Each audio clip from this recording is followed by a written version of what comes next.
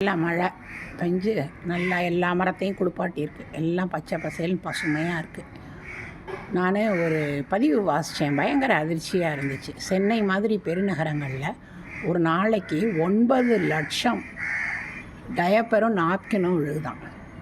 அதில் தப்பு ஒன்றும் இல்லை. நம்ம வீட்டை எப்படி சுத்தமாக வச்சுக்கிறோமோ, நம்ம படித்த நாகரிகம்னு எப்படி நினைக்கிறோமோ, அது மாதிரி இந்த டயப்பரையும் இந்த நாப்கினையும் நம்ம ஒரு நியூஸ் பேப்பரில் சுற்றி ஒரு ப்ரௌன் கலர் கவருக்குள்ளே வச்சு பெருக்கல் குறி சிகப்பு கலரில் போட்டால் அதை சுத்தம் பண்ணுறவங்க அதை கையில் தொட மாட்டாங்க.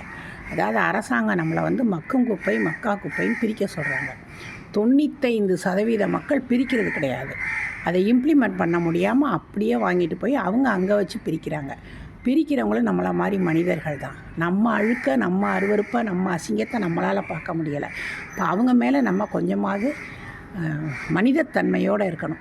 அதனால அவங்க ஒருத்தவங்க சொல்கிறா, அந்த பொண்ணு சொல்கிறா, அவள் குப்பை பிரிக்கிற வேலை பார்க்குறா. ஏன்னா இப்போ தனியார் நிறுவனத்திட்ட கொடுத்துட்டாங்க.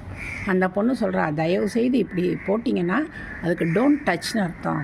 எங்களையும் மனிதர்களாக மதிங்க, எங்களுக்கு நோய் தொற்று இல்லாமல் இருக்கணும்னு சொல்கிறா. இதை நல்ல கரெக்டான சென்ஸில் எடுத்துகிட்டு இந்த மாதிரி வேலையாவது செய்யலாம்.